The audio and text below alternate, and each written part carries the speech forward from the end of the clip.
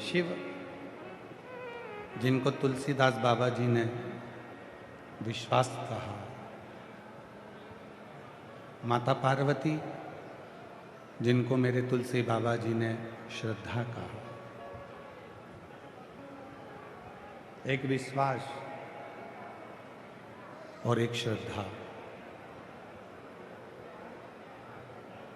एक मानव की देह को मंजिल तक पहुंचाने के लिए ये दो चीजें बहुत जरूरी हैं। एक विश्वास भी जरूरी है और दूसरी श्रद्धा भी जरूरी है। पर शिव पुराण में लिखा है कि विश्वास भी करें तो किस पे करें, भरोसा भी करें तो किस पे करें।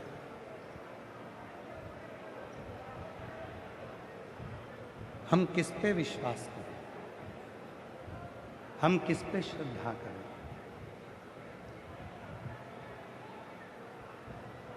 हम विश्वास करें तो किस पे करें और हम श्रद्धा रखें तो किस पे रखें।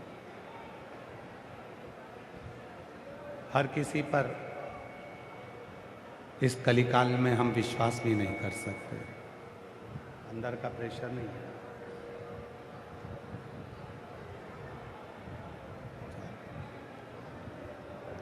हर किसी पर हम विश्वास भी नहीं कर सकते। इसलिए शिव महापुराण की कथा कहती है कि विश्वास करना है तो केवल देव अधिदेव महादेव पर, अपने पिता पर और अपने आप पर इतना भरोसा रखो कि जिंदगी की कोई भी अड़चन आ जाए उसको समाप्त करने की जवाबदारी तुम्हारी भी है, शिव की भी है और घर के पिता की भी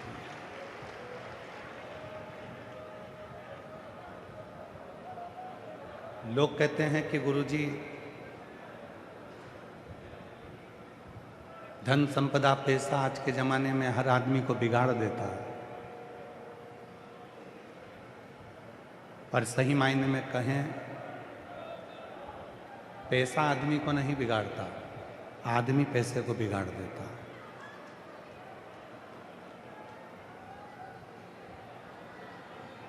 ए बाबू,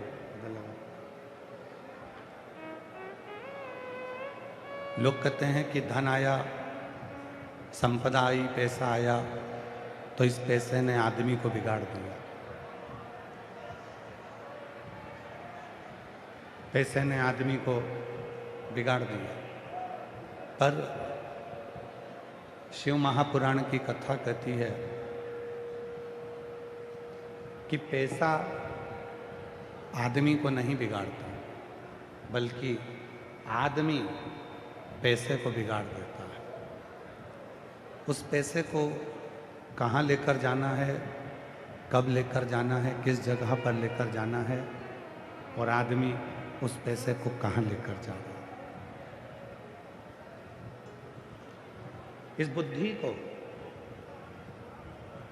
धन को, इस विवेक को, इस सोच को, इस बुद्धि को, व्यक्ति को कहाँ लेकर जाना है और वो कहाँ लेकर जाता है।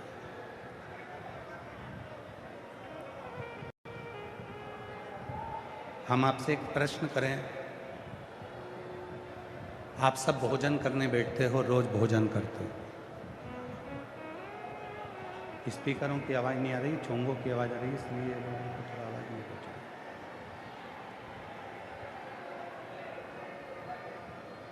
आप सभी लोग भोजन करते हो, भोजन ग्रहण करते हो। एक प्रश्न है, उत्तर दीजिएगा। सब्जी अच्छी बनी है, आपने भोजन किया। अचार अच्छा है, आपने भोजन किया। रायता अच्छा बना है, आपने भोजन किया। और उस भोजन की थाली में दाल अच्छी है, सब्जी अच्छी है। मान लो एक सब्जी, उसमें नमक नहीं है, सारी सब्जी अच्छी बनी है, सब तरह की जो सब्जियां हैं वो सब अच्छी बनी है, पर एक सब्जी ऐसी है जिसमें नमक नहीं है। और जिस सब्जी में नमक नहीं है, पूरी थाली के भोजन में आपका ध्यान उसी सब्जी पर बार बार जाएगा। इसमें नमक नहीं है, इसमें नमक नहीं है, इसमें नमक नहीं।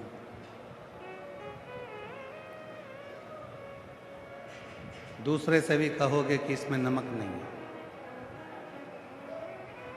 एक बार नहीं 4 बार कहोगे, भोजन कर कर नमक डाल के सब्जी खा भी लोगे तो भी खड़े होकर कहोगे कि माता जी इसमें नमक नहीं, इसमें नमक नहीं।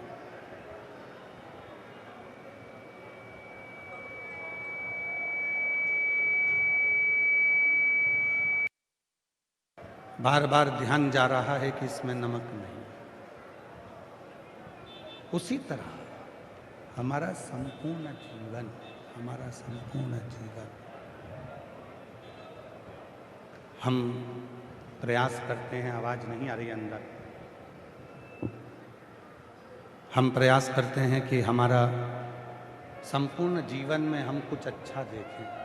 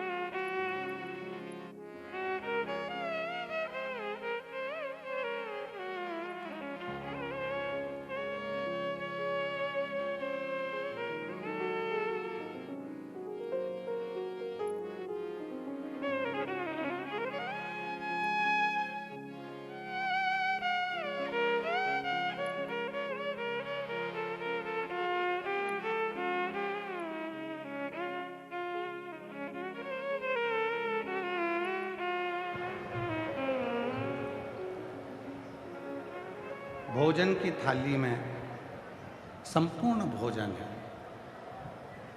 संपूर्ण भोजन, पर उस भोजन की थाली में एक सब्जी है और उस सब्जी में नमक नहीं है। जिसमें नमक नहीं है वो सब्जी हमारे स्मरण में बार बार आती है, बार बार। वो सब्जी हमारे ख्याल में बार बार आ रही है कि इसमें नमक नहीं, इसमें नमक नहीं, इसमें नमक नहीं। उसी तरह शिव पुराण कहती है, मानव का जीवन भी ऐसा ही है। किसी को भी देखता है तो उसकी अच्छाई ग्रहण नहीं कर पाता, उसमें से बुराई ढूंढने का प्रयास करता है कि इसने गलती क्या करी है, इसने बुरा क्या करा, क्या गलत कर दिया, क्या बुरा किया, वो ढूंढने का प्रयास करता है। पर शिव तत्व कहता है, मेरे भोले बाबा, मेरे शंकर भगवान, मेरे ओघड़दानी, मेरे त्रिकालदर्शी, मेरे कैलाशी अविनाशी शिव सभी जीव में समता का भाव रखते हैं। कोई बड़ा नहीं, कोई छोटा नहीं।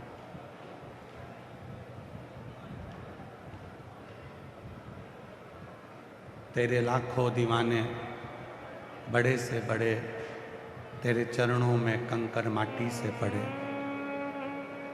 उसके लाखों दीवाने, सब सम, सबकी समता। हमारे बीच में श्री आनंद प्रकाश जी ब्रह्मचारी महाराज हरिद्वार से पधारे हैं। एक बार जोरदार ताली बजाकर उनका स्वागत, वंदन, अभिनंदन। शिव तत्व की प्राप्ति समता में। हमने पहले भी कथा में कहा, आज फिर कहते हैं, मेरी माताओं, जितनी भी मेरी बुजुर्ग माँ बैठी हैं, आप लोगों से निवेदन करूं मैं, तुम्हारी बड़ी बहू कितनी भी अच्छी हो, फिर भी छोटी बहू की बुराई मत करना, और तुम्हारी छोटी बहू कितनी भी अच्छी हो तो भी बड़ी बहू की बुराई मत करना, कभी मत करो। क्या कारण है? उसका एक कारण है, बुढ़ापा आते आते हो सकता है कि गेंद किसी के भी पाले में चली जाए और किसी से भी पाला पड़ जाए। इसलिए अपनी बुद्धि में यह बात बिठा कर रखो, अपने विवेक में यह बात बिठा कर रखो कि हमें किसी की निंदा नहीं करनी, हमें निंदा से परे।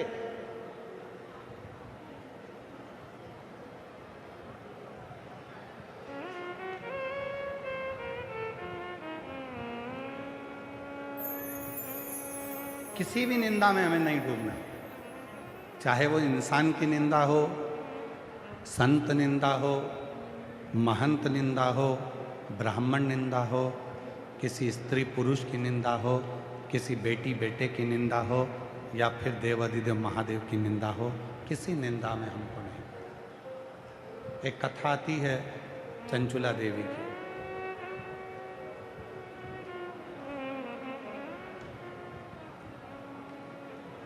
तुमरुका जी ने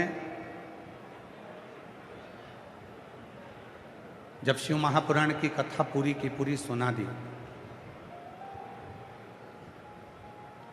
और शिव महापुराण की कथा जब पूर्ण विराम की ओर जाने लगी, कथा विराम की ओर गई, तब तुमरुका जी ने भगवान देवाधिदेव महादेव से एक प्रश्न किया,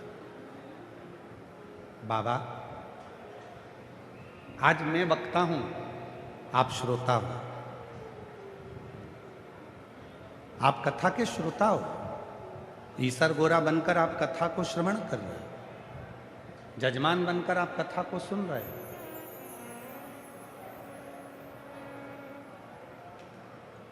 और जजमान, जो कथा का यजमान बनता है, वो कोई साधारण नहीं होता है। कोई पिछले जन्म के अच्छे कर्म मुझे बाबा तेरा साथ मिला, कोई पिछले जन्म के अच्छे कर्म मुझे बाबा तेरा साथ मिला। जहाँ सारी दुनिया झुकती है, जहाँ सारी दुनिया झुकती है, मुझे वो वाली दरबार मिला, दरबार मिला। कोई पिछले जन्म के अच्छे कर्म मुझे बाबा तेरा साथ मिला, कोई पिछले जन्म के अच्छे कर्म मुझे बाबा तेरा साथ मिला। तुमरुका जी भगवान शिव जी से कहते हैं कि प्रभु, आज मैं वक्ता बना हूं, आप श्रोता हो, सुनने बैठे हो। भोलेनाथ, आप यजमान बनकर बैठे हो, आप कोई साधारण नहीं। स्वयं शिव यजमान बनकर बैठे।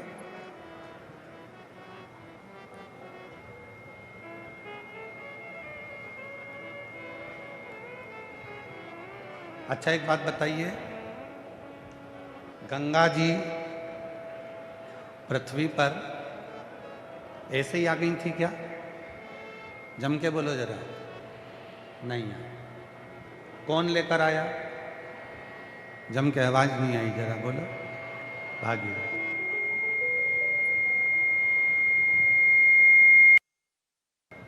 गंगा जी पृथ्वी पर ऐसे ही नहीं आई हैं, उनको लेकर कौन आया? भागीरथ जी। गंगा को लाने के लिए भागीरथ की जरूरत पड़ती है और शिव महापुराण को लाने के लिए शंकर के किसी भक्त की जरूरत पड़ती है, तब जाकर ये शिव पुराण आता है। थोड़ी बड़ा आवाज।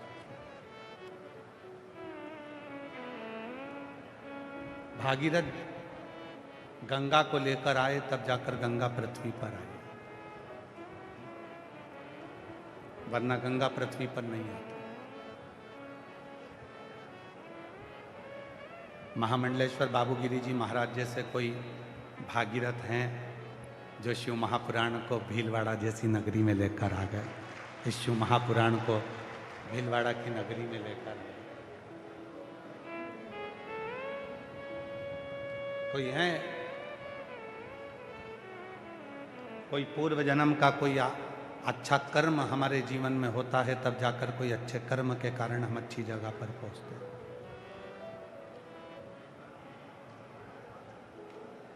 यहाँ जयपुर से आत्री जी और उनके साथी लोग आए हुए हैं। कहाँ बैठे हैं? ये आत्री जी। और अभी इन्होंने जयपुर मानसरोवर में सुंदर शिव महापुराण की दिव्य कथा का आयोजन कराया। शिव पुराण की आत्री जी के शब्द थे, गुरुजी हमारी इस संस्था ने ढेरों कथा कराई, पर जो कथा शिव महापुराण की हुई उसको कराने वाला हम तो नहीं थे, शिव जी करा रहे थे और शिव जी ही सुन रहे थे। ये इनके शब्द थे। धन्यवाद। ये इनके शब्द थे। और भीलवाड़ा के क्षेत्र में भी जो कथा हो रही है, भीलवाड़ा नगर में जो कथा हो रही है, भीलवाड़ा कि शिव महापुराण सेवा समिति इस कथा को करा रही है। विधायक महोदय कोठारी जी, सांसद महोदय अग्रवाल जी, इस पूरे क्षेत्र के आनंदमय महामंडलेश्वर श्री बाबूगिरी जी महाराज, यजमान परिवार और ऐसे ना जाने कितने परिवार इस कथा को संजोने में लगे हुए हैं, इसको बढ़ाने में लगे हुए हैं। ये कथा कोई साधारण नहीं है।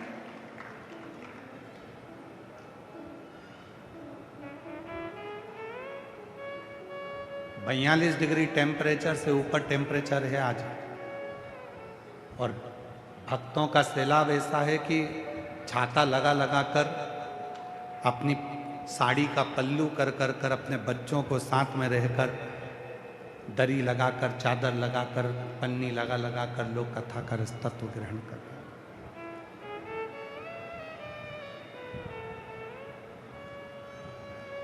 किसी को कहा जाए इतनी गर्मी में कि आप अपने घर से बाहर निकल जाओ, तो कोई नहीं निकलेगा। केवल एक शिव के लिए, शंकर भगवान की परम कथा के लिए लोग अपना एसी का रूम और डनलप का गद्दा, कूलर, पंखा छोड़कर पसीने में नहा रहे हैं, धूप में बैठकर, छाता लगाकर कथा का तत्व ग्रहण कर रहे हैं। तुमको क्या लगता है कि तुम कथा सुनने के लिए आए हो? तुमको लगता है कि छाता लगाकर तुम कथा सुन रहे हो? तुमको लगता है कि कपड़ा सिर पे डालकर तुम कथा सुन रहे हो? नहीं नहीं नहीं। मोहल्ले में शादी होती है, कई बार पत्रिका सगे भाई को नहीं दी जाती है, और पूरे मोहल्ले में जिससे अच्छी पहचान होती है शादी की पत्रिका उसी को दी जाती है। कई लोग ऐसे हैं जो अपने भाई के घर की शादी में नहीं जाते, और मोहल्ले में किसी से इतना प्रेम हो जाता है, रिश्ता हो जाता है कि उसकी शादी में जाना जरूर पड़ता है। उसी तरह यदि आप सिर पर कपड़ा डालकर, छाता लगाकर, धूप में बैठकर, गर्मी में भी शिव पुराण की कथा सुन रहे हो, तो समझ लेना कि आपका शंकर जी का कोई पुराना रिश्ता बड़ा प्रबल रहा होगा जो आप यहाँ पहुँचे। और वो रिश्ता साधारण नहीं है। क्या देकर भेजेगा मेरा बाबा? आज कथा का छठा दिवस है, 2 बजे से 5 बजे तक कथा हो जाएगी। कल कथा का 7वां दिवस हो जाएगा। सवेरे 8 बजे से 11 बजे तक कथा हो जाएगी। टीवी पर वही 2 बजे से 5 बजे तक आ जाएगी। पंडाल में आज शिवरात्रि है कथा की, रात भर शिव भक्त खूब भजन करते हैं, नाचते हैं, गाते हैं, स्मरण करते हैं। सवेरे 8 बजे कथा सुनते हैं, 11 बजे रज को नमन कर कर प्रणाम कर कर अपने अपने गंतव्य की ओर चले जाते हैं। क्या देगा वो, कैसे देगा वो, कब देगा वो उसके ऊपर निर्भर करता है। वो उसके ऊपर निर्भर करता है, किसी दूसरे की सामर्थ्यता नहीं है। एक लड़का बैठा है जिसकी नेत्र की ज्योति नहीं है। महाराज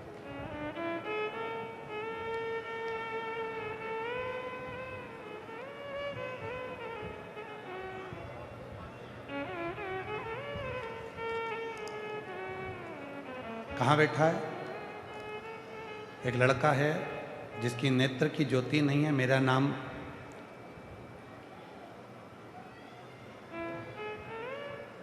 शिवजी शर्मा,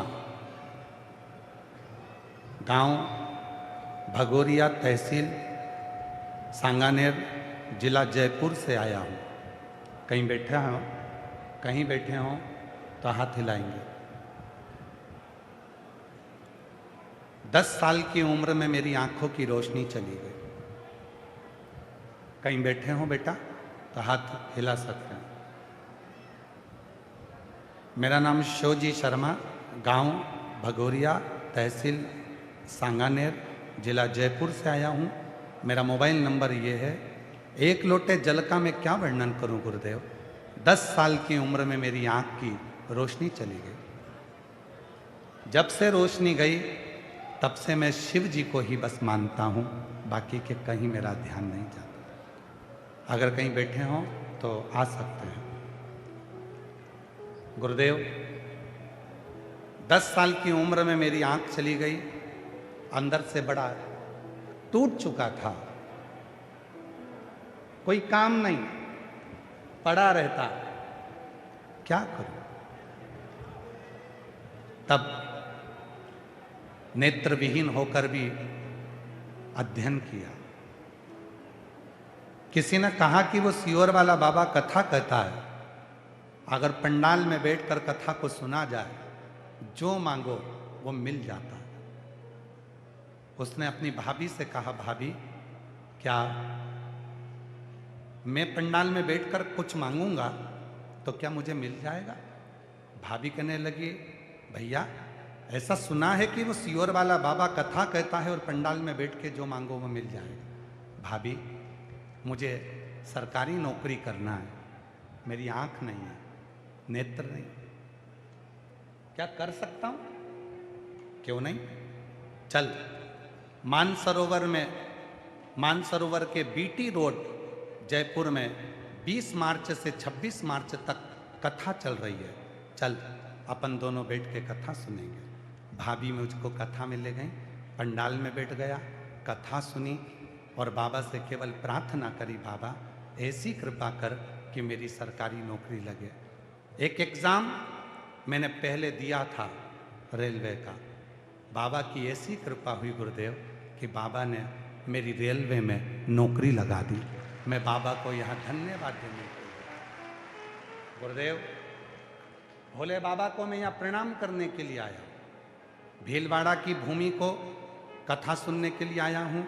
मेरी भाभी के साथ 3 बार सीहोर भी आया, कंकर शंकर की पूजा भी कर कर गया और उसी कंकर शंकर और रुद्राक्ष ने आज मुझे अपनी मंजिल तक पहुँचा दिया। कहीं बैठे हों तो आ सकते बैठे, आ गए, दिख गए हैं क्या? ठीक है। शिव तत्व किसको कहते हैं? एक विश्वास किसको कहते हैं? आप किस पर भरोसा कर रहे हो? आप किस पर विश्वास कर रहे हो? बहुत दूर दूर से आई हो मेरी जीजियों, मेरे जीजाओं, मेरी बेटियों बेटाओं, मेरे बुजुर्ग माता पिता, आप बहुत दूर दूर से आए हो। हम जानते हैं कि एक विश्वास लेकर आप शिव महापुराण की कथा में पहुंचे हो, और इतना विश्वास अपने अंदर रखना कि मेरा भोले बाबा तुमको खाली नहीं भेजेगा, जो मांगा है उसको देगा जरूर, ये निश्चय। जो जैसी भावना वो वैसा ही फल पाया, नहीं खाली उसे लौटाया, वो मन ही मन हर्षाया, और कर दिया माला माल काशी वाले ने, लुटा दिया भंडार काशी वाले ने, लुटा दिया भंडार काशी वाले ने, कर दिया माला माल काशी वाले ने। आप किस भावना से आए हो? इसके नेत्र नहीं है। 10 वर्ष की आयु में नेत्र चले गए, पर हिम्मत नहीं हारी, शिव पर भरोसा कर। चल मैं तुझको लेकर चलती हूँ। भाभी बोली कि मैं तुझे कथा के पंडाल में बिठाकर कथा सुनाती। क्या नहीं देता वो, क्या नहीं प्रदान करता। महाराज शिव जी की कथा कर रहे हैं, भगवान ओघड़दानी की कथा कर रहे हैं।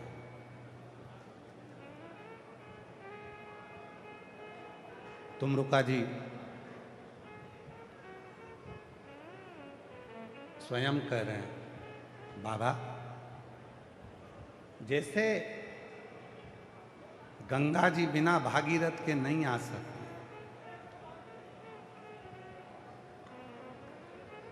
जैसे गंगा जी बिना भागीरथ के नहीं आ सकती,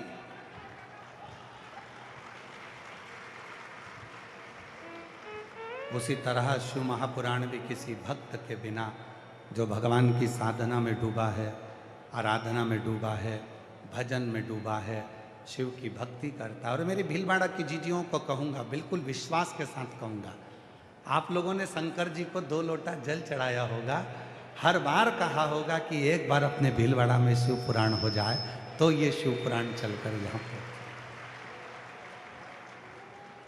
बड़ी मुश्किल है शिव पुराण की कथा को आना, बहुत मुश्किल, क्योंकि इसकी व्यवस्था करना शिव महापुराण की सबसे ज़्यादा कठिन है व्यवस्था। रोज लाखों में भीड़ बढ़ती चली जाती है, रोज प्रतिदिन, रोज बढ़ती, रोज भक्तों का सैलाब रोज की रोज बढ़ता, प्रतिदिन बढ़ता। इसको संभालना,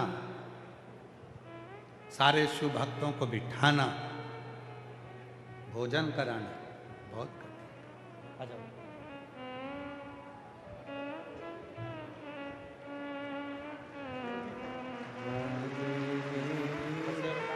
कर दिया माला माला काशी वाले ने।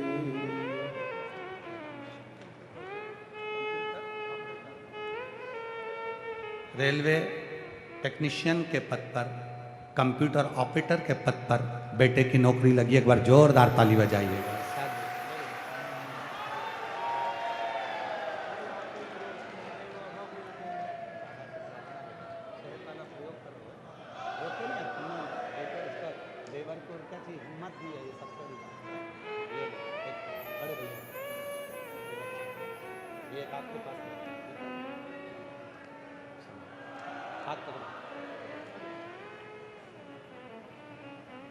जो जैसी भावना लाया वो वैसा ही फल पाया, नहीं खाली उसे लौटाया वो मन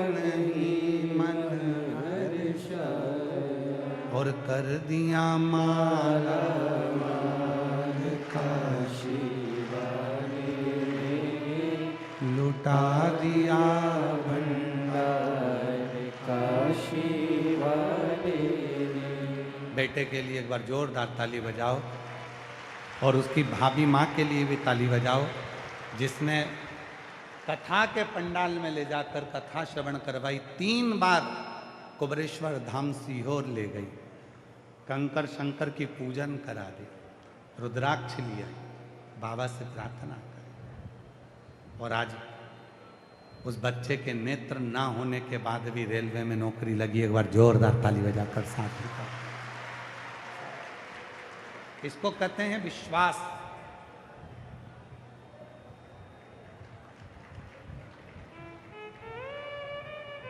इसको कहते हैं भरोसा। इसको कहते हैं दृढ़ता। पूरी दुनिया भले आप लोगों के ऊपर हंसती हो, कहती हो कि कहाँ किस बाबा के चक्कर में पागल हो रहे हो, कहाँ कथा में जाकर बैठ रहे हो, इतनी धूप में क्यों कथा में जा रहे हो। लोग तुम पर भले हंसें, पर शिव पुराण कहती है जिस पर दुनिया हंसी है उसी ने इतिहास रची है। उसी ने इतिहास। हंसेंगे लोग तुम पर, ताना देंगे लोग तुम पर। कहाँ वो सीहोर वाले के चक्कर में पड़े हो, कहाँ वो सीहोर वाले की शिव पुराण के चक्कर में पड़े हो। घर में रहो, क्यों जाते हो। धूप हो रही है, गर्मी पड़ रही है, क्यों धक्के खा रहे हो। अंदर जाने की परमिशन नहीं मिलती, ये हो गया वो हो गया। लोग बहुत बहुत बोलेंगे, पर जिस पे दुनिया हंसी है उसी ने इतिहास रची है महाराज। उसी ने इतिहास रचा, कोई दूसरे ने रचा। शिव कथा करे, भगवान शंकर का चरित्र कराए। शिव महापुराण की कथा करी है, भगवान शंकर का चरित्र कहता है। तुमरुका जी ने चंचुला देवी को देखा, बिंदुक को देखा, जो बिंदुक प्रेत योनि में है। और तुमरुका जी भगवान देव आदिदेव महादेव से कहते हैं बाबा मैंने सुना है गंगा जी को भागीरथ लेकर आए थे। ये शिव पुराण की कथा जो तुमरुका जी कह रहे हैं कि मैं बाँच रहा हूँ, और मेरे महादेव आप जजमान बनकर इस कथा को श्रवण कर रहे हो। ईसर गोरा बनकर, गणागोर बनकर, गणगोर बनकर आप इस कथा को श्रवण कर रहे हो। बाबा मुझे समझ नहीं आ रहा कि इस चंचुला देवी ने, इस बिंदुक ने पूर्व में कौन सा पुण्य करा था जो ये शिव पुराण की कथा के यजमान आप बनकर बैठ गए। कौन सा पुण्य करा, वो पुण्य कौन सा है। आज तक व्यासपीठ पर यह कथा कभी नहीं है, पर आज भीलवाड़ा की नगरी में यह कथा ध्यान में आई है तो इसको श्रवण कर। चंचुला देवी ने कौन सा पुण्य पूर्व में कर दिया था। चंचुला देवी ने कौन सा पुण्य पूर्व में कर दिया था। चंचुला देवी ने कौन से पिछले जन्म का कोई पुण्य कर दिया था जिसके कारण बस चंचुला देवी शिव महापुराण की कथा करवाती है और भगवान शंकर और पार्वती उसके यजमान बनकर बैठते हैं। कौन सा। भगवान भोलेनाथ मुस्कुराए और भगवान शिव हंसकर कहे तुमरुका जी चंचुला देवी का ये कोई आज का पुण्य नहीं है।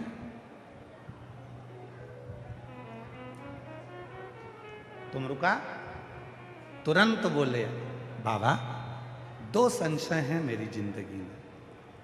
मैंने शिव महापुराण की कथा बाची, चंचुला देवी ने श्रवण करी, बिंदु प्रेत योनि से मुक्त हुआ, आप जजमान बनकर बैठे। मेरे 2 संशय। एक संशय तो यह है कि चंचुला देवी के इससे कौन सा पुण्य था जो चंचुला देवी ने शिव महापुराण की कथा करवाई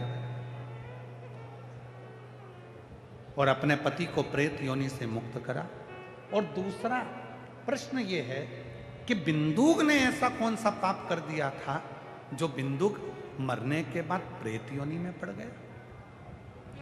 पत्नी पुण्य कर रही है और पति प्रेत योनि में है, ये समझ में नहीं है। ये कुछ समझ में नहीं आया। आखिर ये ऐसा कौन सा पुण्य चंचुला के जीवन में था जो चंचुला शिव महापुराण की कथा करवाती है और शंकर पार्वती यजमान बनकर बैठते।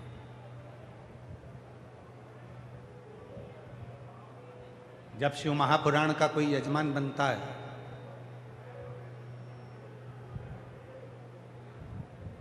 जैसे यहां पर भी यजमान बनाकर बिठाए गए हैं परिवार को, बहेड़िया परिवार जो बैठा है यजमान बनकर, राम प्रकाश मणि जी, शिव महापुराण में जो यजमान बनकर बैठता है उसको भी विचार करना चाहिए। अपनी बुद्धि में एक बात लेकर आना चाहिए कि हमने कौन सा पुण्य करा होगा अपनी जिंदगी में, कौन सा अच्छा काम करा होगा। 71 पीढ़ी में ना जाने कौन सा पुण्य ऐसा हो गया होगा जो भोलेनाथ ने हमको यजमान बनाकर बिठा दिया। कौन सा पुण्य। जब सीहोर कुबरेश्वर धाम पर गुरु पूर्णिमा की कथा होती है, 2 कथा होती है सीहोर कुबरेश्वर धाम पर। एक होती है गुरु पूर्णिमा महोत्सव, उसमें भी शिव पुराण की कथा होती है, और एक होती है रुद्राक्ष महोत्सव, उसमें भी शिव पुराण की कथा होती है। जब बहुत दूर दूर के पूरे भारत की भूमि के, देश के, विदेश के भक्त कुबरेश्वर धाम पर जब यजमान बनते हैं तो हम उनसे मिलते हैं, तब हम उनसे एक ही बात कहते हैं कि तुम्हारे 71 पीढ़ी का कोई पुण्य तुम्हारे दादा परदादा और तुम्हारा रहा होगा जो बाबा ने तुमको कुबरेश्वर धाम में यजमान पद ग्रहण करवा दिया। कोई पुण्य तुम्हारा पूर्व का रहा होगा, ना जाने कितना कितना तुम्हारा शिव से संबंध रहा होगा, जो ये पुण्य तुम्हारे सम्मुख में, ये पुण्य तुम्हारे सम्मुख। आज वही तो तुम रुका जी भी कर रहे हैं, तुम रुका जी भी तो भगवान शिव जी से कर रहे हैं कि मेरा संशय मिटा दो। कथा तो मैंने सुना दी, कथा सुन भी ली, चंचुला देवी ने श्रवण भी कर ली, बिंदु प्रेत योनि से भी मुक्त हो गया, सब कुछ हो गया, कथा विराम भी होने वाली है, पर मेरा संशय मिटा दो कि चंचुला देवी का कौन सा पुण्य था और बिंदु का कौन सा पाप था, वो मुझे श्रवण करना है। देव अधिदेव महादेव ने मुस्कुराकर उत्तर दिया। शिव महापुराण की कथा कहती है जब भी जिंदगी में अगर कोई प्रश्न तुम्हारे सामने आए और उसका उत्तर जब भी दो तो मुस्कुरा कर दो, जिससे आपकी जिंदगी में कभी भी कोई चिंता व्यापे ना। दुनिया के लोगों की इतनी विचित्र आदत हो गई है, पत्नी प्रश्न करती है और पति चिड़चिड़ कर कर उत्तर देता है। पत्नी ने प्रश्न करा और पति ने चिढ़कर उत्तर दिया। पत्नी ने केवल इतना पूछा, क्यों तुम तो रोज 7 बजे जाते, आज तो 9 बजे आ रहे, तो इतने में पति चिढ़कर उत्तर देता है, तो मैं क्या कहीं चले गया था? फालतू की बात मत करा कर मेरे से, रोटी ला जा। चिढ़कर क्यों उत्तर देना? शिव महापुराण की कथा कहती है पति अगर प्रश्न करे तो पत्नी को मुस्कुराकर उत्तर देना चाहिए, पत्नी प्रश्न करे तो पति को मुस्कुराकर उत्तर देना चाहिए, और घर के बच्चे प्रश्न करें तो माँ बाप को मुस्कुराकर उत्तर देना चाहिए, और माँ बाप अगर प्रश्न करें तो नवयुवक बेटों से निवेदन है और नवयुवक बेटियों से निवेदन है, जब घर के माता पिता प्रश्न करें तो मेरे नवयुवक बेटा बेटियों मुस्कुराकर उत्तर दिया करो तुम्हारे अपने पापा मम्मी से, मुस्कुराकर उत्तर दो। आपके चेहरे पर प्रसन्नता होना चाहिए उत्तर देते समय।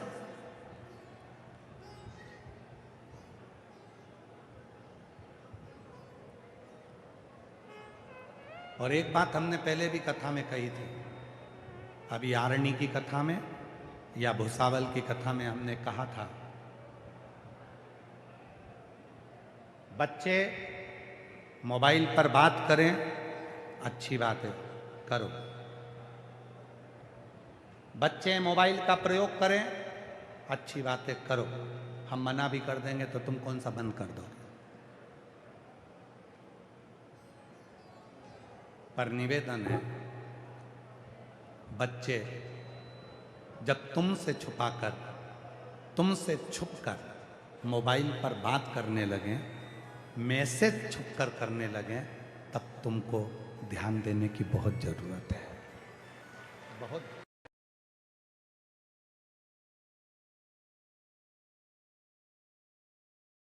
आज सबसे ज्यादा जवाबदारी बढ़ गई है घर के बुजुर्गों की नहीं, घर के बड़ों की नहीं, आज सबसे ज्यादा जवाबदारी बढ़ गई है घर की बेटियों की। घर की बेटियों की जवाबदारी ज्यादा बढ़ गई। क्यों? गरुड़ पुराण में लिखा है,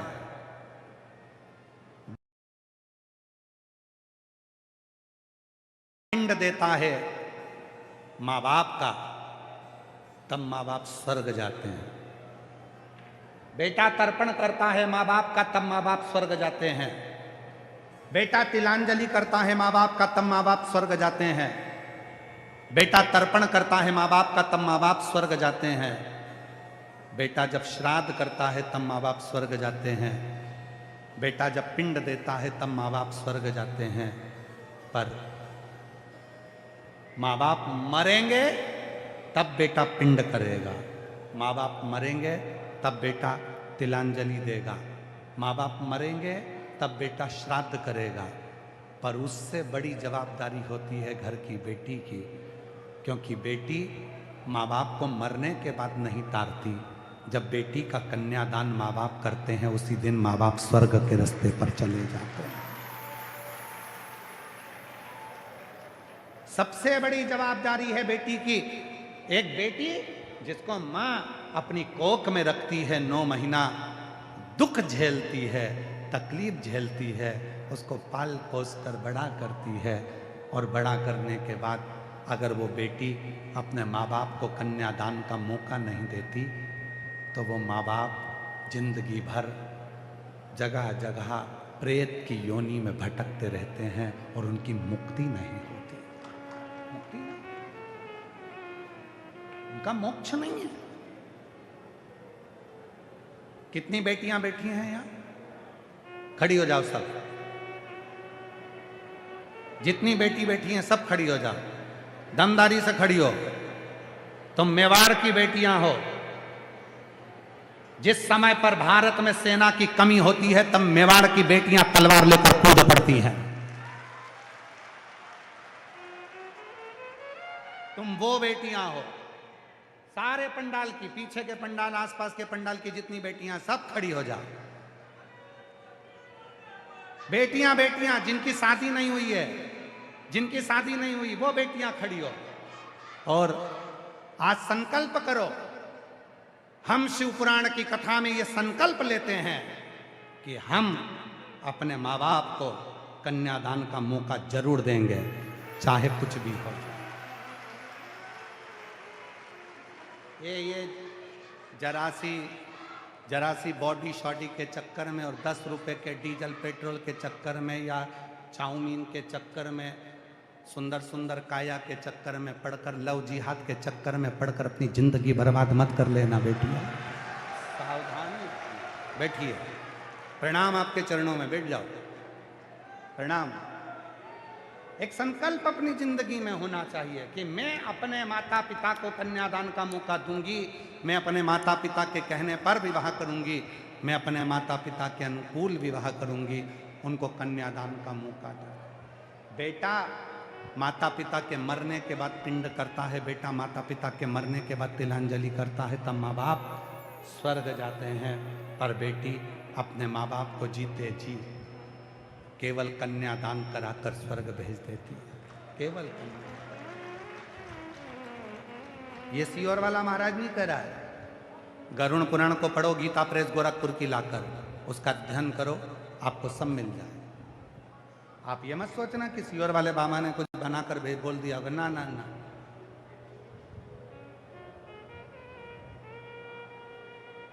आप अध्ययन करिए। गीता प्रेस गोरखपुर की गरुड़ पुराण लाइए, पढ़ो, अध्ययन करो और फिर स्मरण कर कर। तुम रुका जी कर चंचुला का पूर्व, चंचुला देवी ने पूर्व में कौन सा पुण्य कर दिया था? चंचुला देवी ने ऐसा कौन सा पुण्य कर दिया था जो चंचुला देवी इस जन्म में शंकर भगवान और पार्वती जी को यजमान बनाकर शिव महापुराण की कथा करवा ले रही है? कौन सा वो पुण्य कौन सा? और कोई पिछले जन्म के अच्छे कर्म मुझे बाबा तेरा साथ मिला, कोई पिछले जन्म के अच्छे कर्म मुझे बाबा तेरा साथ मिला। जहाँ सारी दुनिया झुकती है, जहाँ सारी दुनिया झुकती है, मुझे वो आली दरबार मिला, दरबार मिला। कोई पिछले जन्म के अच्छे कर्म मुझे बाबा तेरा साथ कोई पूर्व का।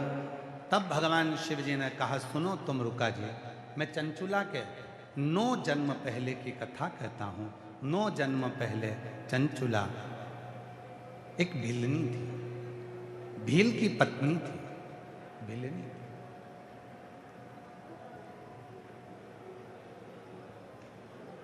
बड़ा सावधानी से सुनना, यह कथा व्यासपीठ पर पहली बार प्रथम में आई। स्मरण में आती नहीं थी, भूल जाते थे, ध्यान नहीं रहता था। स्मरण में भिलनी थी।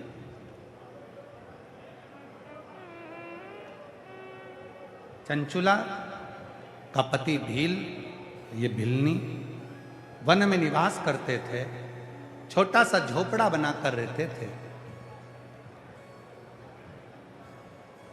पति शिकार करता था,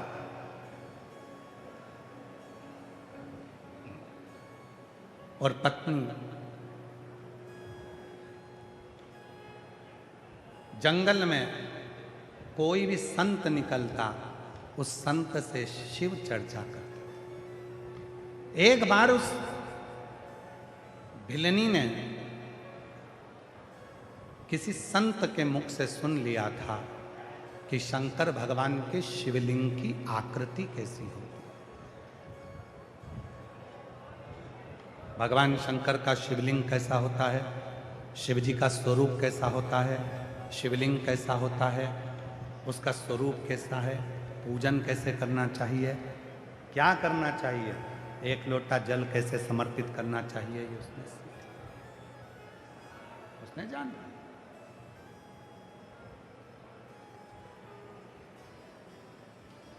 भिलनी के चित्त वृत्ति में बैठ गई है, और भिलनी के मन में यह बात आ गई। भिलनी को लगने लगा कि ऐसा मेरे को पाषाण तो कहीं नहीं मिलता, पर भिलनी की चित्त में आई। और आज जो उसने सुना, घर पर आई, घर पर आकर देखा तो एक पति ने एक लकड़ी का खूंटा आंगन में गाड़ रखा था। लकड़ी का खूंटा जिसपे वो शिकार करने जाता था, और कोई जीवित अगर कोई पशु मिल जाता था तो उसको लाकर बांध देता और दूसरे दिन उसको मार डालता।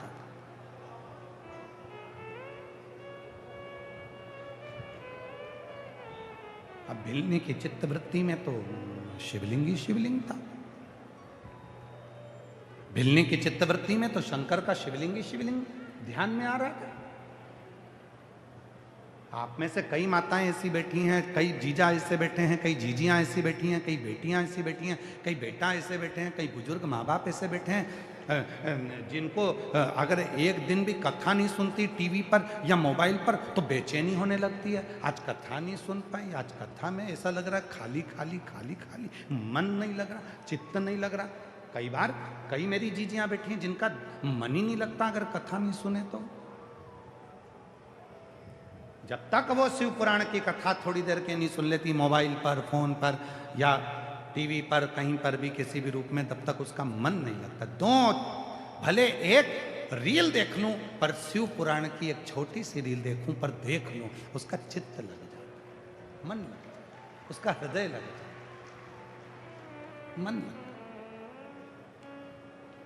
अब भिलनी के ध्यान में शिव जी कह रहे हैं, तुम रुका जी, उस भिलनी के ध्यान में वो शिवलिंग की आकृति उसकी चित्त में, उसकी मन में आ गई। भिलनी के मन।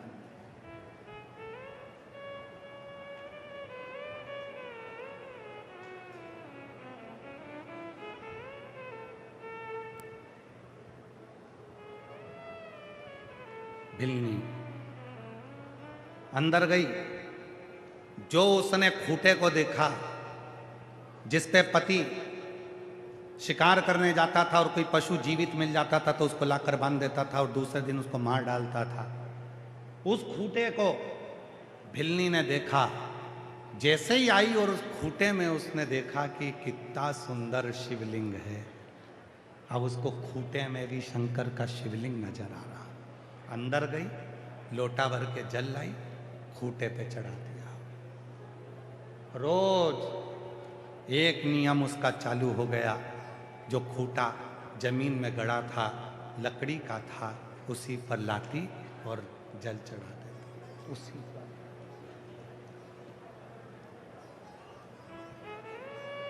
अब ये कथा तो आप लोगों ने शिव पुराण में सुन रहे हो। ऐसी कैसी एक कथा महाभारत में। महाभारत के वन पर्व में एक कथा आती है। महाभारत के वन पर्व में कथा आती है कि पांडव वन में जा रहे हैं, उनको वनवास हो गया। पांडव को, पांडव वन में निवास कर रहे थे। अर्जुन युधिष्ठिर का नियम था प्रतिदिन शंकर के शिवलिंग पर जल चढ़ाना, और आज शंकर का शिवलिंग उनको मिला नहीं था तो अर्जुन ने भोजन किया नहीं था। भीम को मालूम पड़ा कि मेरे भाई अर्जुन ने भोजन नहीं किया। भीम को मालूम पड़ा कि मेरे भाई युधिष्ठिर ने भोजन नहीं किया, क्योंकि उन्होंने शंकर के शिवलिंग पर जल नहीं चढ़ाया। एक लोटा जल चढ़ाने के लिए मेरे भाई भोजन नहीं करे हैं, भूखे हैं। तब भीम गया और भीम ने जाकर एक पेड़ को काट दिया। पेड़ को काट कर उसी पेड़ की जड़ को भीम ने लकड़ी से घुमा घुमा कर उसको, लकड़ी से उसको घुमाकर छील कर गोल कर दिया और गोल कर कर अपने भाई के पास आ गए। भीम पत्तों को उसके ऊपर चढ़ाकर, उस पत्तों को उसके ऊपर रखकर और अपने भाई अर्जुन के पास, युधिष्ठिर के पास आए। महाभारत का वन पर्व कहता है, जैसे ही भीम आए और भीम ने आकर कहा अर्जुन से, चलो चलो चलो, मुझे जंगल में शंकर का शिवलिंग मिल गया, तुम्हें जल चढ़ाना है, जल्दी चलो, जल भरो, जल्दी चलो। भीम के कहने पर अर्जुन ने, युधिष्ठिर ने लोटा भरकर जल लिया। जल लेकर जंगल में शंकर जी को चढ़ाने के लिए गए। जो भीम ने शंकर का स्वरूप बताया था, उसी स्वरूप पर अर्जुन ने और युधिष्ठिर ने जल चढ़ा दिया। जैसे ही जल चढ़ाया, अर्जुन युधिष्ठिर आए और उन्होंने भोजन कर लिया। जैसे ही भोजन करा, भीम तो खूब तेज हंसा। जब आप लोग शिव महापुराण के पंडाल की मिट्टी को अपने सिर से लगाती हो, सीहोर कुबरेश्वर धाम जाकर वहां के कंकर की पूजन करती हो, कंकर लाती हो, कंकर बीनती हो, रुद्राक्ष लाती हो, लोग तुमको देखकर हंसते हैं, ताना कसते हैं, हंसते हैं। आज वही की वही महाभारत के वन पर्व में वर्णन आता है। भीम, जैसे ही अर्जुन ने भोजन करा, जैसे युधिष्ठिर ने भोजन करा और भीम ने हंसना चालू करा, तो अर्जुन ने पूछा, क्यों रे भीम, तू क्यों हंस रहा है, क्या हो गया ऐसा? युधिष्ठिर ने पूछा, भीम तुम हंस क्यों रहे, हुआ क्या? हम भोजन कर रहे हैं और तुम हंस रहे। भीम कहने लगे कि मैं तुम दोनों को देखकर इसलिए हंस रहा हूं कि आज तुम दोनों ने जो शंकर जी का शिवलिंग समझकर तुमने जो जल चढ़ाया है, वो शिवलिंग नहीं था। मैंने पेड़ को काट दिया था, उसका जो नीचे का ठूठ था उसी को मैंने गोल कर दिया था और उसी पर मैंने पत्तियां रख दी थी, और तुम उसको शंकर का शिवलिंग समझकर उस पर जल चढ़ा दिए। तुम शंकर का शिवलिंग चढ़कर तुमने जल चढ़ा दिया और जल चढ़ाकर तुमने भोजन कर लिया, तुमने उसको पहचाना नहीं। अर्जुन ने कहा, ये भीम, तूने भले लकड़ी को काटकर जड़ को शिवलिंग बनाया हो, पर हमारी दृष्टि में जब हमने जल चढ़ाया तो वो दिल से चढ़ाया, दिल से चढ़ाया तो वो कंकर भी शंकर हो गया।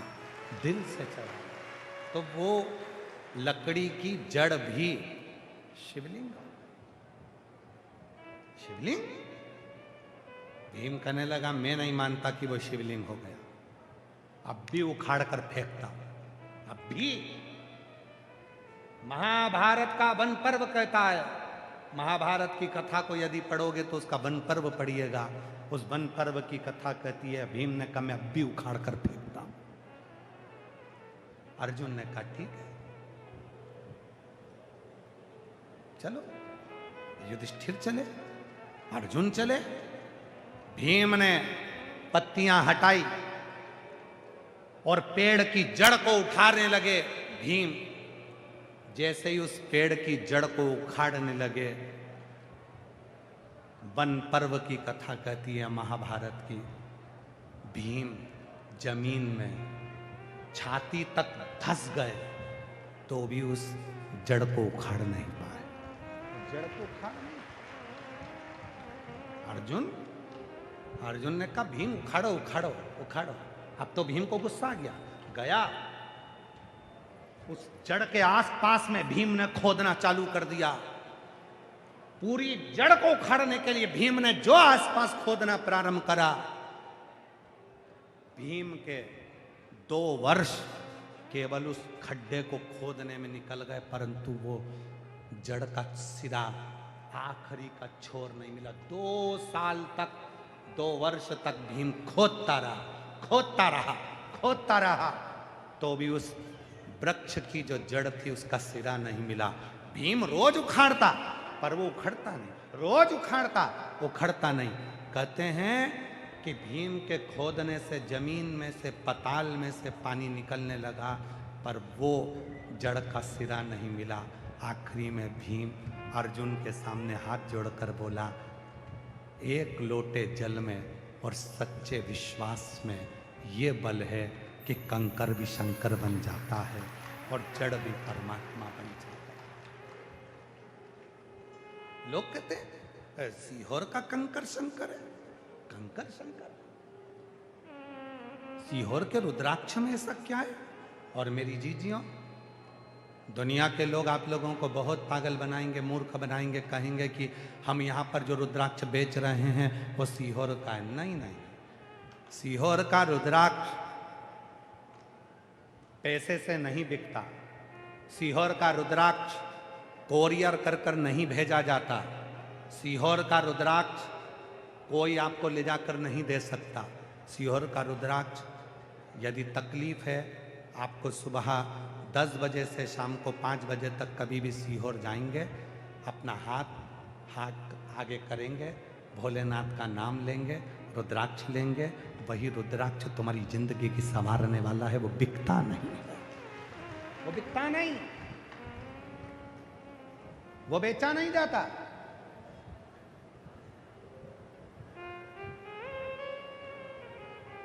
किसी अंदाजे में मत रहना कि आप लोग सोचो कि ये यहाँ पर जो कथा के बाहर इतनी सारी दुकान लगती है तो हो सकता है सीहोर वाले बाबा की लगती है। सीहोर वाला बाबा अकेला आता है और ये कुबेरेश्वर धाम आता है। ये कुबेरेश्वर बाबा की पोथी और बाबा, उसको ना तुम्हारी इन दुकानों से मतलब है ना व्यापारों से मतलब। श्री शिवाय नमस्तुभ्यम बोलो, भजन करो, कथा सुनो, जल पियो, प्रसाद पाओ, भूमि पर सहन करो, अपना दुख शिव को कहो और अपने घर को जाओ। यही बस शिव पुराण का एक नियम है। बाकी का कुछ क्या देगा वो जान। सीहोर वाला बाबा ना तो कभी भभूति देता है, ना बेल देता है, ना तुमसे मिलता है। सीहोर वाला बाबा ना कभी तुम्हारे हाथ में कोई चीज देता है, ना कोई उपाय। सीहोर वाला बाबा इस व्यास पीठ से उतरने के बाद कभी कोई उपाय भी 50 बार पूछोगे तो भी नहीं बताएगा कि बाबा ऐसा दुख है क्या करें। नहीं, कुछ है ही नहीं हमारे पास। शिव भजो, एक लोटा जल चढ़ाओ, शंकर का भजन करो। जो देगा मेरा कुबेरेश्वर बाबा देगा। आप आस लेकर आए हो, बैठे हो। एक पत्र है, एक पत्र में एक भाई ने लिखा, कितना सुंदर किया।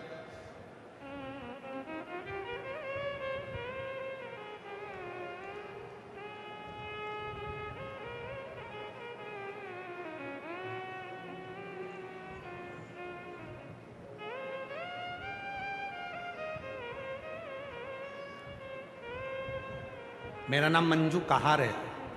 मैं गांव टोरडी, तहसील मालपुरा, जिला टोक की रहने वाली हूँ। कहीं बैठी हों तो आ सकती हैं। मेरा नाम मंजू कहार है। मैं गांव टोरडी, तहसील मालपुरा, जिला टोक की रहने वाली हूँ। मेरा मोबाइल नंबर यह है। एक लोटे जल का मैं क्या वर्णन करूँ गुरुदेव। मैं कंपटीशन एग्ज़ाम की तैयारी करती हूँ। सन 2021 से मैं टीचर का एग्ज़ाम दे रही हूँ, पर 1-2 नंबर से दे जाती हूँ, होता नहीं। गुरुदेव, कई सालों से मेरा सिलेक्शन नहीं हुआ। अंत में मैंने हिम्मत हार दी। तब किसी ने कहा पशुपतिनाथ का व्रत कर। मैंने पशुपतिनाथ का व्रत करना प्रारंभ किया, शिवलिंग पर जल चढ़ाना प्रारंभ करा। तब घर के पास वाले मंदिर में ही रोज जल चढ़ाने लगी। मई 2025 में विद्याधर नगर जयपुर में कथा हुई और सुना था कथा के पंडाल में बैठकर जो मांगा जाता है वो मिलता जरूर है। मैं भी उस पंडाल में पहुंच गई। 2025 में विद्याधर नगर के जयपुर वाली कथा में अपनी दीदी के साथ पहली बार पंडाल में पहुंची और 2 दिन की कथा सुनी। मैंने बाबा से प्रार्थना की कि बाबा 7-8 साल हो गए पढ़ते पढ़ते सबसे निराश होकर यहाँ आई हूँ, आप मुझे हारने मत देना बाबा। बाबा, इसी साल सन 2025 में ही मुझे सरकारी नौकरी चाहिए बाबा, कुछ भी करो पर मेरी नौकरी लगा दो बाबा। मैं तेरे भरोसे आई हूँ। पंडाल में बैठकर बाबा की मिट्टी को अपने सिर से लगाकर प्रार्थना करी। गुरुदेव, बस बाबा की ऐसी कृपा हुई। 1 मई 2025 को मैंने कथा सुनी विद्याधर नगर जयपुर स्टेडियम में और बाबा की कृपा से 31 दिसंबर 2025 को मैं पटवारी बन गई। बाबा की कृपा से बाबा ने मुझे सरकारी नौकरी दी, मैं पटवारी बन गई। शिव की कृपा से मुझे सरकारी नौकरी मिल गई। मैं पटवारी के पद पर सिलेक्ट हो गई। आज मेरे बाबा को मैं धन्यवाद देने के लिए आई हूं गुरुदेव।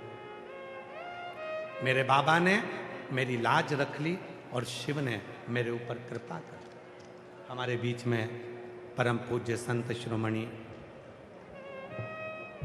उज्जैन के 4 धाम मंदिर से महाराज श्री 1008 श्री शांति स्वरूपानंद जी महाराज जी पधारे। एक बार जोरदार ताली बजाकर उनका स्वागत, वंदन, अभिनंदन। बड़े रसिक संत, वाणी में जिनके सदा सरस्वती माँ विराजमान है, ऐसे परम रसिक 4 धाम मंदिर उज्जैन से स्वामी जी पधारे। एक बार जोरदार ताली बजाकर उनका स्वागत।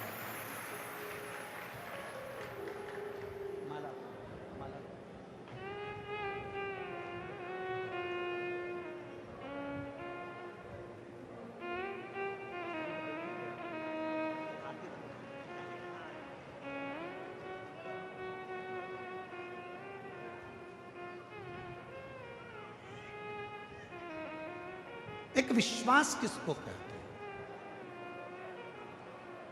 एक भरोसा किसको कहते हैं, एक दृढ़ता किसको कहते हैं, वो शिव, वो शंकर की कथा।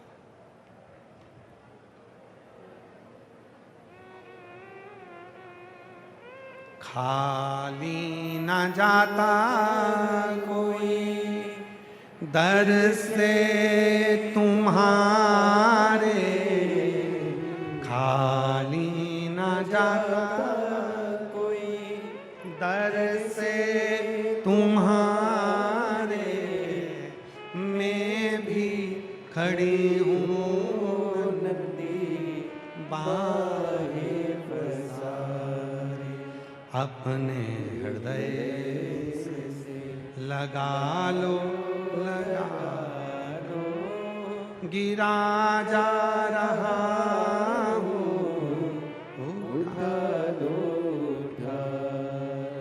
भोले अपने दर से अब तो ना टालो, गिरी जा रही हो, उठा लो।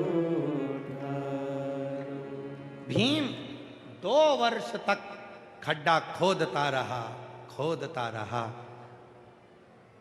पाताल का जल निकल गया, पर वो वृक्ष की जड़ का सिरा नहीं मिला। महाभारत का वन पर्व कहता है कि भीम हार गए, थक गए, और भीम हारा, थका, और भीम ने कह दिया कि अर्जुन, मैं समझ गया कि एक लोटे जल में वो बल है कि लकड़ी की जड़ को भी वो शिव के रूप में दड़ित कर देता। लोग पूछते हैं एक लोटा जल सारी समस्या का हल कैसे हो सकता है? कई पत्रकार भी प्रश्न करते हैं एक लोटा जल सारी समस्या का हल ये कैसे हो सकता है? हमने कहा एक लोटा जल माता पार्वती ने चढ़ाया था, शिव जी मिल गए। एक लोटा जल भगवान राम ने चढ़ाया था, लंका का राज्य मिल गया। एक लोटा जल भगवान नारायण ने चढ़ाया था तो माता लक्ष्मी मिल गई थी। एक लोटा जल स्वयं इंद्र ने चढ़ाया था तो पूरी सत्ता प्राप्त हो गई थी। एक लोटा जल भगवान कृष्ण ने चढ़ाया था तो 1,77,186 बच्चे हो गए थे। एक लोटा जल स्वयं देवता स्वयं समर्पित करते हैं। स्कंद पुराण को अगर उठाकर देखेंगे और स्कंद पुराण को अगर आप अध्ययन करेंगे तो स्कंद पुराण के एक पृष्ठ को यदि पढ़ेंगे, ऐसा कोई देवता नहीं है जो शंकर को एक लोटा जल नहीं चढ़ाता। इसीलिए इस नारे को प्रबल करा, एक लोटा जल सारी समस्या का हल। दुनिया में जितनी समस्या है उसका हल केवल एक लोटा जल है, केवल एक लोटा जल। अब उसमें आपको कहीं भटकना नहीं है, उसको कहीं इधर उधर आडंबर में जाना नहीं, कहीं यहां वहां नहीं जाना। हम आप सोचो कि सियोर वाले बाबा के पास में कुछ होगा, सियोर वाले महाराज के पास होगा, कुछ भी नहीं है। एक लोटा जल के सिवा जल चढ़ो, किसी आडंबर में नहीं, किसी ढोंग ढकोसले में नहीं, कहीं आडंबर में नहीं फंसना। केवल शिव के मंदिर जाओ, एक लोटा जल चढ़ाओ, एक कहीं भटक, कहीं नहीं गया।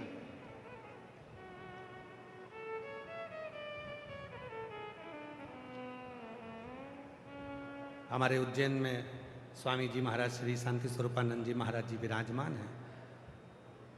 सालों पहले, कई वर्ष बीत गए महाराज जी, आपकी विचार, आपकी सोच को मैं नमन करता हूं स्वामी जी को कि आपने उस समय पर, कई साल निकल गए, बरसों, उस समय पर विचार कर लिया था कि कई साधारण से गरीब लोग होंगे जो ना द्वारका जा पाएंगे, ना जगन्नाथ जा पाएंगे, ना रामेश्वर जा पाएंगे, ना बद्रीनाथ जा पाएंगे।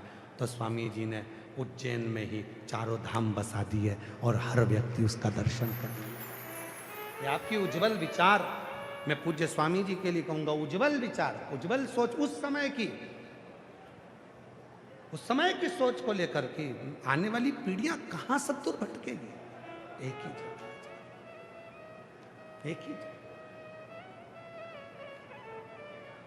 उज्जैन में ही चारों धाम, चार धाम मंदिर के नाम से निर्मित कर दिया, वही विराज। सुख, अगर विश्वास है, महाभारत का वन पर्व कहता है कि भीम ने 2 साल तक खड्डा करा तो भी जिस पेड़ को भीम ने काटा था, जिसकी जड़ को भीम ने शिवलिंग बना दिया था, उसी जड़ को भीम हंसते हैं कि तुमने जल चढ़ा दिया और पानी में चढ़ाकर और भोजन कर लिया। वो तो शिव है ही नहीं, मैंने जड़ रखी थी, मैंने जड़ रखा था। वो जड़ भी शिव बन जाती है। जब प्रेम अनंत हो गया तो रोम रोम संत हो गया। जब आपका विश्वास दृढ़ हो जाए, समझ लेना कि शिव मिल गया। शिव कब मिलता है? आपके विश्वास। शिव बिना विश्वास के मिल ही नहीं सकता। एक पत्र है, अच्छा है, देखिए।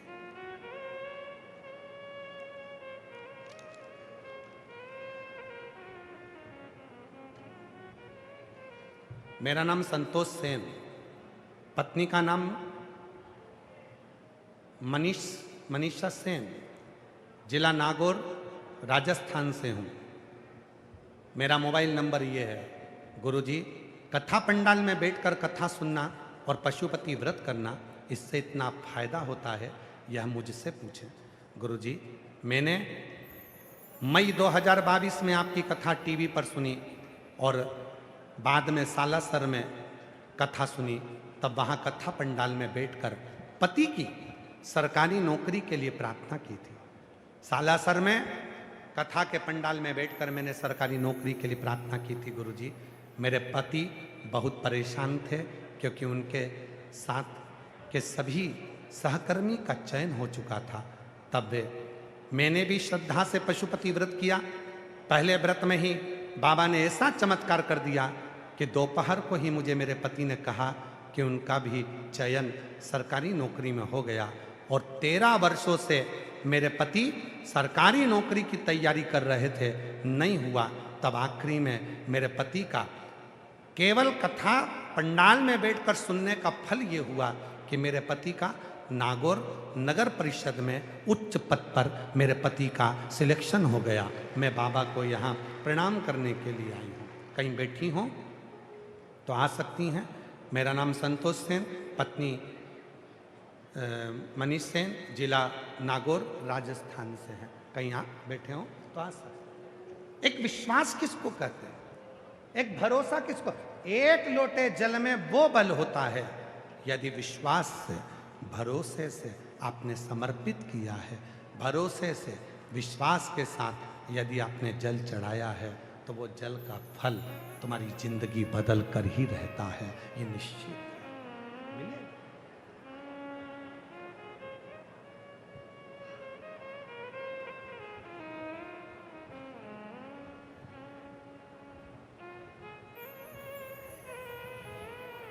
आप शिव को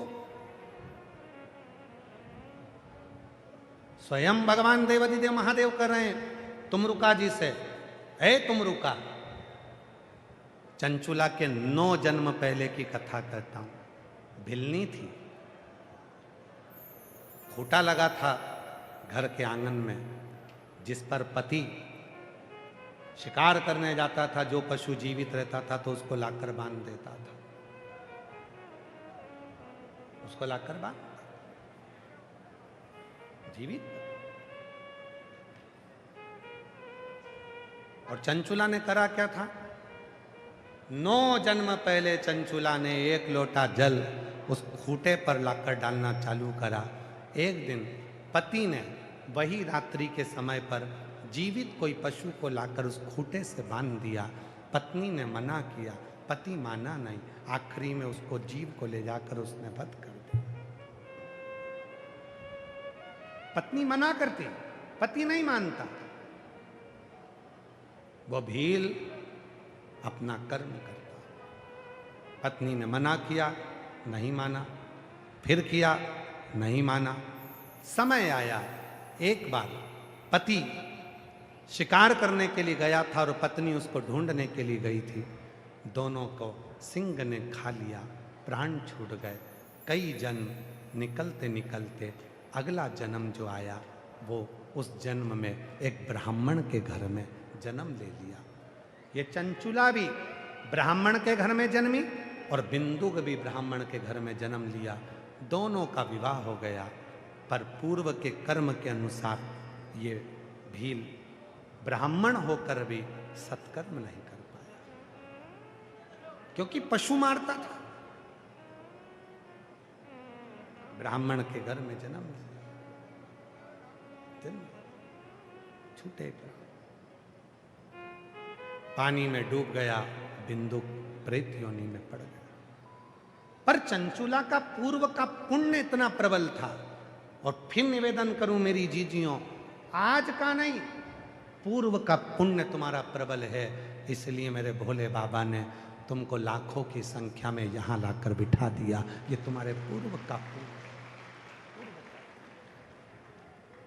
ये आज का नहीं है, तुम्हारा पूर्व का। और जो जैसी वो वैसा ही फल पाया, नहीं खाली उसे लौटाया, वो मंदिर पति की नौकरी नगर परिषद में लगी। एक बार जोरदार ताली बजाकर साथ ही बात समझो।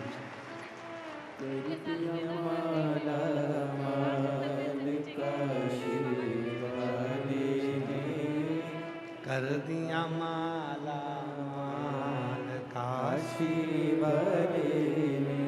किस भावना से आयो, किस विचार से आयो, किस सोच से आयो, वो शिव कृपा करता है, करुणा करता है, दया करता है।